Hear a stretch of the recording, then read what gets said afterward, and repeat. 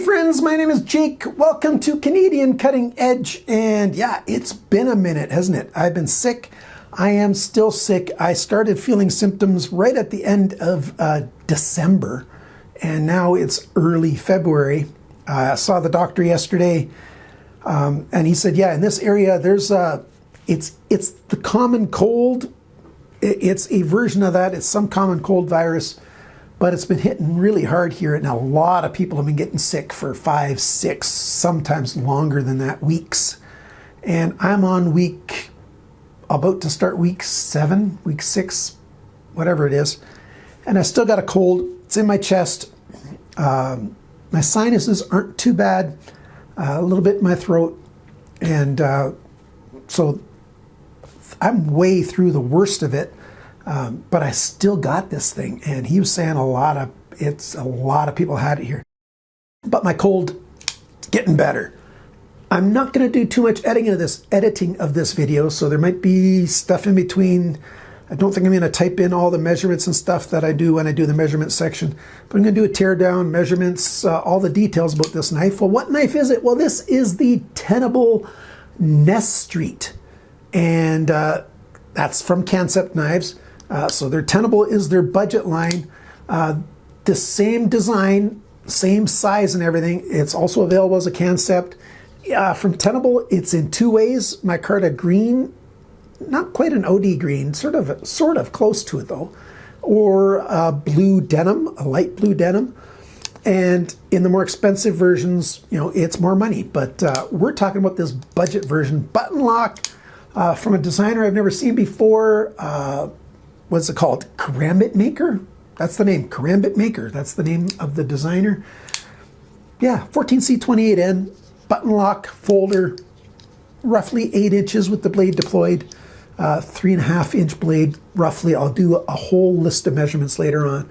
So if you're interested in something like this, stick around and watch this video because it's coming at you right now. By the way, please subscribe. It really would help the channel out.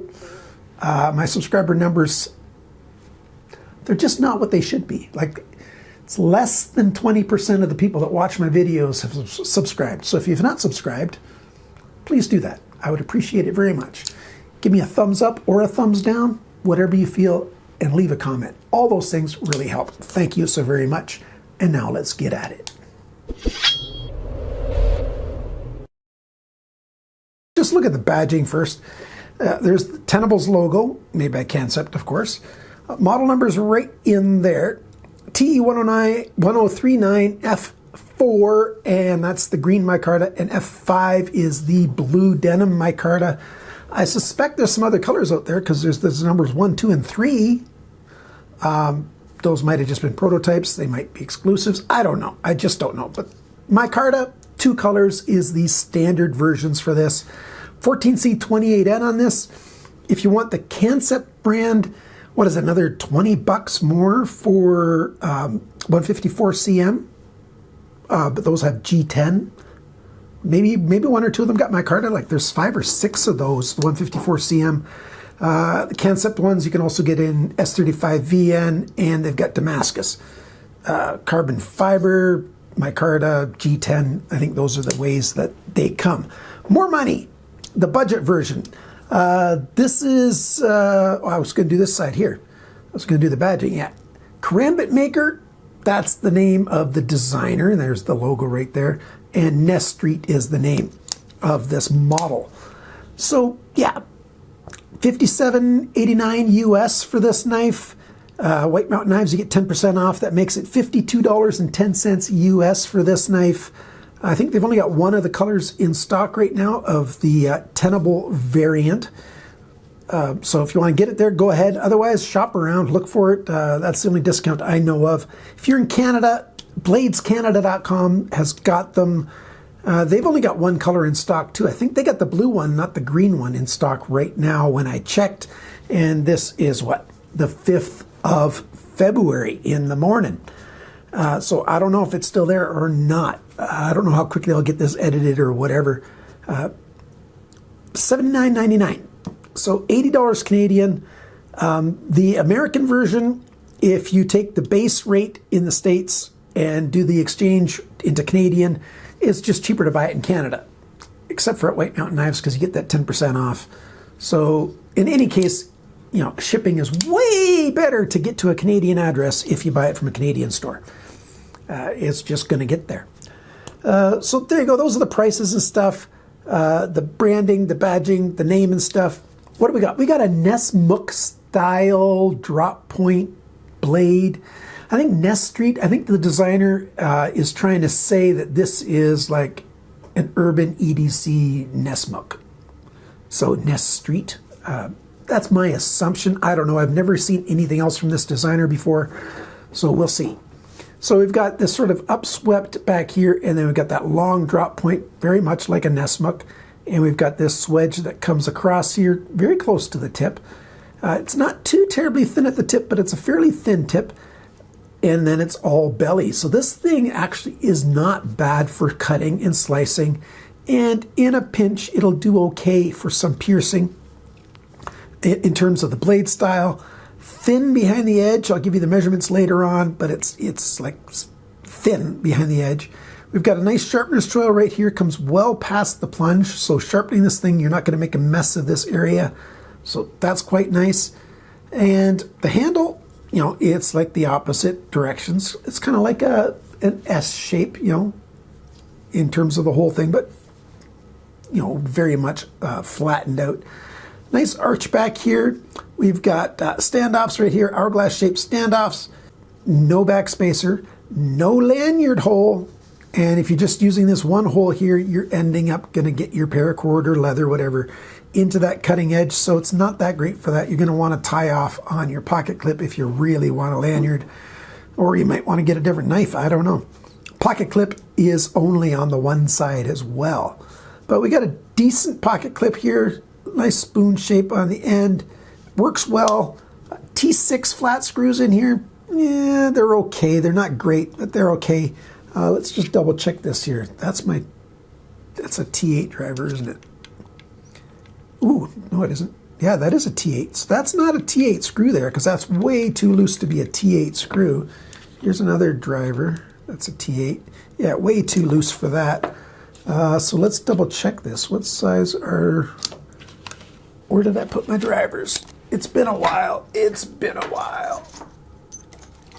I got some drivers down here. What do we got? That's a T6. It's definitely a T6. A nicely fitting T6 for the body screws.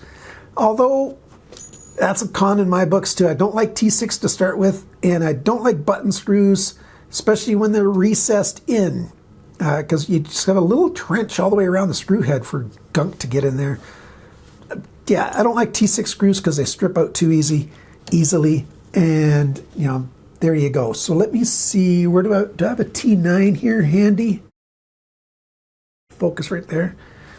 It's probably a 10, but we'll see. No, that's a 9. A 10 is going to be too loose in there. So we've got a T9 for the pivot screw. That's unusual. That's not very common. I've not made any adjustments to this thing. And it's been working fine. No play side to side that's developed, and I've used this a lot because I've been playing with this thing all of January, and yeah, played with it an awful lot. No blade play side to side, up and down. Lockup is quite good that way. We do get a little bit of lock stick with this, and like I said, I've played with this an awful lot, and it's very, very minor. It's not a big deal. It's wouldn't convince me to not get this thing. I just want you to know that it's there. Gets a little sticky, you have to press sometimes a little extra, but once you've pressed it, you know, it's super, super free in there. We've got ceramic ball bearings in plastic nylon, probably nylon cages. We'll show you that later. We'll do a little tear down and show you all that stuff. Nice knife. How does it feel in hand? It's quite comfortable. I'm happy with it. We've got a nice big index finger grip, the choil right there, and that feels pretty good. We're less than a 1/2 inch thick, and like I said, I'll do the measurements all later on, but that grip is very nice. And then this section up here, it's not bad if you want to do a little sneak up and put your middle finger in there, and you know, I don't know if you're doing a little carving or something, I don't know, goofing around. That's high enough that it keeps your finger away from that cutting edge a little bit right there. And, so I used it like that a bit, but mostly like this. But, other grips work. I'm not saying you should use your knife in other grips. That's totally up to you. It's okay. And in my left hand, I did okay with it. Button lock there. I can deploy it with my middle finger off the thumb stud. So I can make it work in my left hand fairly well, or you can use the thumb stud in your left hand as well. So it works except for the pocket clip. Same thing in my right hand. I found that I really like flicking it out with my middle finger. Most times I don't do that an awful lot. I don't go for the cool ways of deploying knife and the cool way of fidgeting and stuff. I'm just not that into that. Excuse me.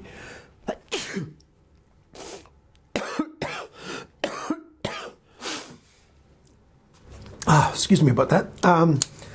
But this one I just found that thumb stud is just in a really nice position for that. They got the big scallop cut away on the micarta here. So easy to get to those thumb studs and deploy the knife any which way you want. And I was looking at my screen again when I missed that thumb stud with my fingers. So yeah, that works well. Or you can deploy it with the lock. You just do a little bit of a wrist flick with the lock. That works as well. So yeah, all these edges are nicely rounded and comfortable in the handle, and this edge pretty good from the factory. Let's do the measurements. The factory sharpness, 190 bests on my tester.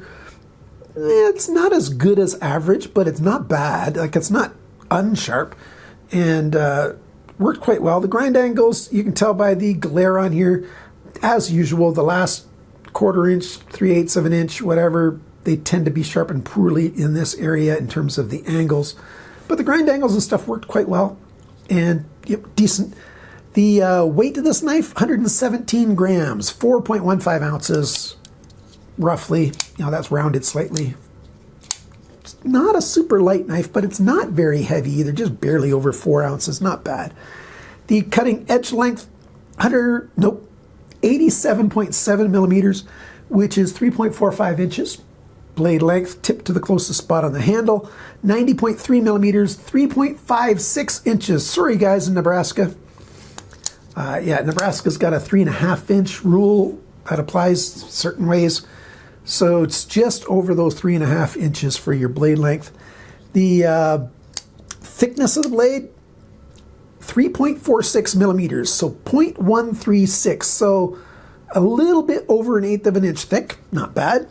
The blade depth this way, it's widest right about where this wedge comes and ends right there, where the tip of my finger is right there. You'd think it's bigger here, but with the way the belly works, it's widest right about there, 30.8 millimeters, 1.21 inches. The thickness behind the grind here, that is, I wrote it down in the wrong spot. 0.42 millimeters, 16 thousandths, and pretty much even all the way along, a little bit thicker right here at the end. 16 thou, that's nice and thin, especially for urban EDC. Like, you're not going to be doing some hard work with this probably, and so that edge is going to be fairly strong in 14C28N as well. Remember, every time you sharpen the knife, that's going to get thicker right behind that edge, so that's not that bad. I wrote that in the wrong spot, so I don't have all the handle information. The handle length, so this here is 114.1 millimeters, 4.49 inches. And I forgot to do this measurement of the grip area. About a little less than 4 inches if you're stopping at this sharpness choil here, just under 4 inches. 3 3/4. If you're adding that in, you're a little over 4 inches if you're adding that. And in metric, what do we got here? 95 millimeters. And if you add that in, 105. So, yeah, decent grip area. My hands, the width here, my fingers aren't quite that long, but the width here is into extra large for grip area. So, if you've got extra large hands, not bad. You're going to be fine with this. And smaller hands aren't that bad because the thickness here is what? 12.2 millimeters, 0.48 of an inch. So under half an inch. That's nice. That's quite nice. The handle depth, within the grip area, it's a little wider here, but within the grip area, that spot's 27.7 millimeters, 1.09 inches. And when the knife is closed in your pocket, the widest point is here, 40.7 millimeters, 1.6 inches. And the last measurements, total length with the blade deployed, 204, just over 204 millimeters, 8.03, so just over 8 inches long when the blade is deployed. So there you go. Pros and cons and such. I'll do that after I've taken this thing apart. Okay, so I got my 9mm here. Is that spinning? Free spinning pivot. So now I got to go find another 9. I don't have a lot of 9mm screwdrivers. Let me see, where do I have the bits for this thing? Okay, I'll have to turn the video off while I go look for another 9mm Torx screw. 9mm? A Torx 9, not 9mm. Oops! I took the knife with me and I did it off camera, but I needed 2 screwdrivers at the same time. You know, that awkwardness can be dangerous. If you're doing that, don't do it when your knife is taken apart and blade is deployed. Do that when you've got your knife together. Now, where do I have... Here's my T. That's T6. Oh, that's T6. Oh, this is T6.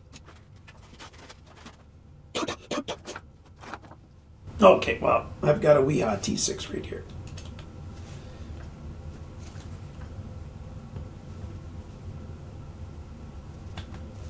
It's not my favorite. I like the Wera better than the Weehaw, although the Weehaw can be pretty good.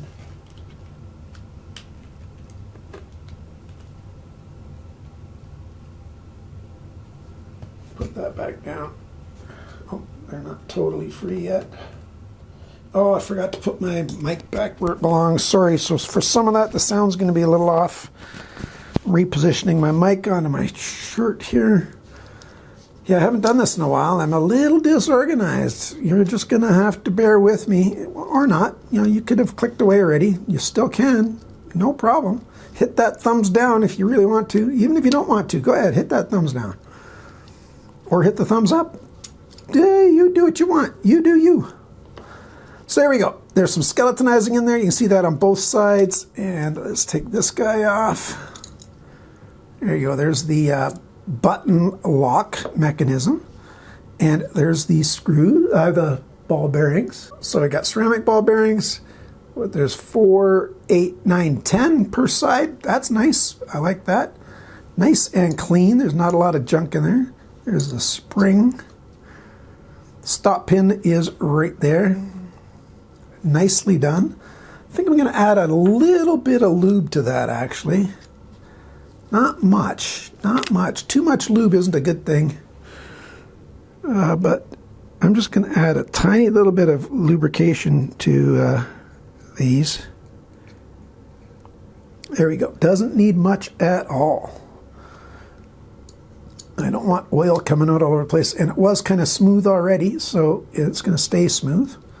So there you go. That is it taken apart. I'm just going to take a little close-up picture of those ball bearings because I probably showed it earlier. There we go. I think I got enough pictures in there. All right. I'm taking a closer look at this to see if I can see why there was some lock stick.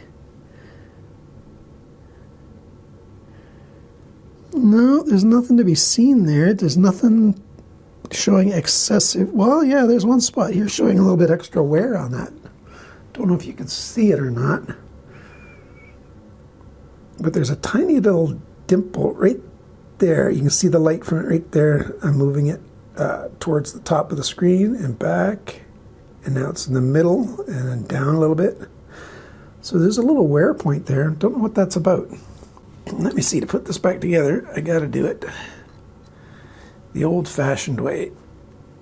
And I'm probably going to cut this part of the video short because it can be tricky to put this back together. There we go. That's in. Get that hair out of the way. Thank you, Bandit, for your hair. And get that back in place. There we go.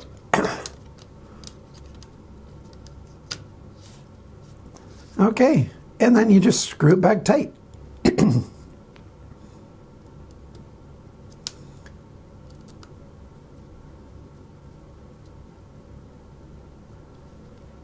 That's not going to move. There you go. So yeah, that's the teardown. And while I'm putting it back together, pros and cons on this thing. I mentioned some of the cons already. For a lot of people, lanyard hole. For me, the lanyard hole is not a big concern. I don't use lanyards much at all. Quite rarely indeed. And so that's not a problem for me. And another con, these spinning screws here. I don't like that at all. That you need 2 screwdrivers to tighten it back up together. Now, I left my stubby upstairs. My little Skiff Works finger bit. I really like the Skiff Works finger bit an awful lot. But I'm not going to go back upstairs right now. Just do it this way. And yeah, this is an old, I think this was from a WOW kit. Way back in the day when I was buying stuff from, what was the name of that store? I forget what the name of that store is, even that I was on. There was Bang Good, but I barely ever, like rarely bought from them. These Chinese stores. No blade play. And totally free when you press the button. So great action. Oh, the alignment. The alignment's a little bit to the show side. Not much, just slightly off. Not a con. It's not even close to rubbing. Not a big deal in my opinion. So it's not bad, so that's okay. Other pros and cons, more for the cons, T6 button screws, like I said, and this a little bit of lock stick, just a little bit. Let's see. Yeah, it's still there. I don't know if you can hear it or not. When I've deployed the blade, and I'm going to put it close to my mic. I don't know if you can hear that. It just catches a little bit. Pros, I like the grip. This feels really nice in hand. Even in my left hand, I don't mind it at all, even with the pocket clip on the wrong side for lefties. It's just a really good feeling grip. Cutting edge being nice and thin with that belly like that. She cuts and slices really well. And like I said, pierces sort of okay-ish. Badging's nice and small, all on the flats, nothing on the main bevel. I'm a big pro on that. Pocket clip works quite well. I didn't show that, did I? Let me put the lid on my oil here. And grab this. See, the spoon climbs over, holds well, it's nice and tight, nice stonewash finish on that. I'm happy with that quite a lot. I think it'd be better if, since this has got a light stonewash, a nice light stonewash here, but it's a satin finish. Yeah, not bad. Pocket clip, I wish it was both sides. You know, I grew up left-handed, so yeah, I'm partial to lefty stuff as well, although I've gotten very used to doing most things with my right hand over the years. Yeah, one other tiny little aesthetic kind of con, well, maybe one of my close-ups will show it. See that hole right there?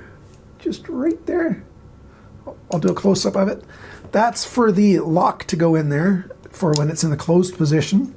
The lock grabs onto that. And yeah, it's okay. The detent on it is very soft, so this lock doesn't sit in that hole very deeply at all. Like I can shake it and it comes out. So that is too soft, so that's a con. And with, you know, that hole sticking out, I don't know. I think it just needed a little more time on the refining desk when they made the design, when they made the prototypes. Yeah, that's not done terribly well. But if you like the blade to come out super easily, on this one, yours might be different, your mileage may vary, but on this example here, it's too easy for it to come out. Like it shouldn't come out that easily. I don't want this knife opening in my pocket. carry this only on my right side. On the left side, you know, again, when you carry this in your pocket, I would make sure that I carry it right near the seam here. If you carry it, you know, further over here, this blade might open up in your pocket with that very soft detent. And then you're putting your hand in your pocket and you're asking for trouble. Yeah, I didn't have it open in my pocket, but I don't like that. I'm gonna have to see what I can do about that and get that detent to hold better. You see, it does a little bit. See, it sucks it in right there, but it just doesn't hold it hard enough. But cutting and stuff, the performance, actually using it as a knife, pretty good. I'm quite happy with it.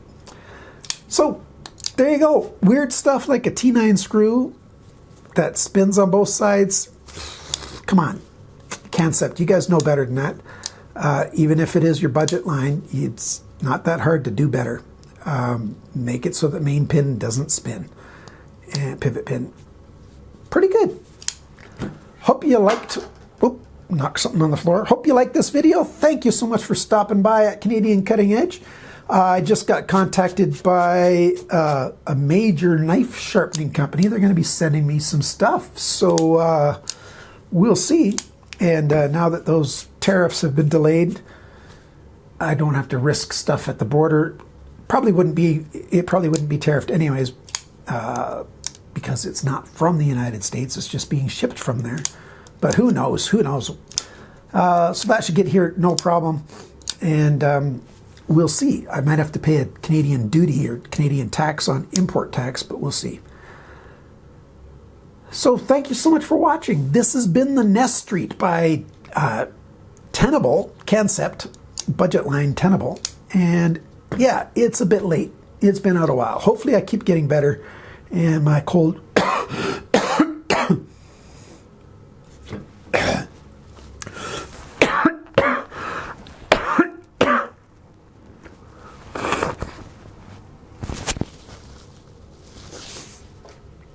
Hopefully my cold gets better soon. It's not terrible right now, but hopefully it gets better soon. Thank you so much for watching, liking, sharing, commenting, and subscribing. Those things, each and every one of them, really do make a difference. Getting closer to 18,000. I want to get to 20,000 before too long, subscribers that is. So hit that subscribe button if you haven't done so yet. I appreciate it. And remember, friends, cut towards your chum, not your thumb. By the way, I saw somebody who's got, it's a Canadian channel, who said that on a video. They were putting together a computer, because it's a tech channel, and, you know, Linus said that. He said, cut towards your chum, not your thumb. I have to wonder if he's watched my channel, or has that been a saying somewhere else? Like, I've been saying it for 8 years now on this channel. So it's been out in public for a long time, so not sure. I thought it was original with me, but it's just funny to see people that, you know, out in the wild using that term. And yeah, he had a knife in his hand because he had to cut something. Cut towards your chum, not your thumb. Bye for now.